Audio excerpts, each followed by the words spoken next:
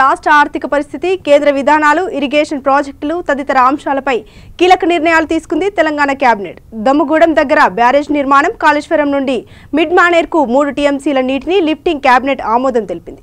Municipal ఎన్నికలపైన కేబినెట్లో చర్చించారు. Cabinet సమావేశంలో భాగంగా సీఎం కేసీఆర్ ఆసక్తికర నిర్ణయం తీసుకున్నారు.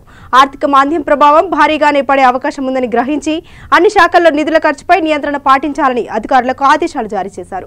ప్రగతి భవన్లో దాదాపు 5 గంటల పాటు సాగిన సమావేశంలో పలు కీలక నిర్ణయాలు తీసుకున్నారు. 320 మెగావాట్ల సామర్థ్యంతో విద్యుత్ ఉత్పత్తి చేసే విధంగా దమ్ముగూడెంలో గోదావరి నదిపై బ్యారేజ్ నిర్మించాలని, 3,482 కోట్ల అంచనా వ్యయంతో నిర్మించే ఈ బ్యారేజీకి అయ్యే ఖర్చును 2 సంవత్సరాల బడ్జెట్లో కేటాయించాలని కేబినెట్ నిర్ణయం తీసుకుంది. 37 టీఎంసీల నీటి నిల్వ సామర్థ్యంతో 63 మీటర్ల ఎత్తులో భూసేకరణ అవసరం లేకుండా నదిలోనే నీళ్లు నిల్వ ఉండేలా బ్యారేజీ నిర్మాణ ప్రతిపాదనను కేబినెట్ ఆమోదించింది.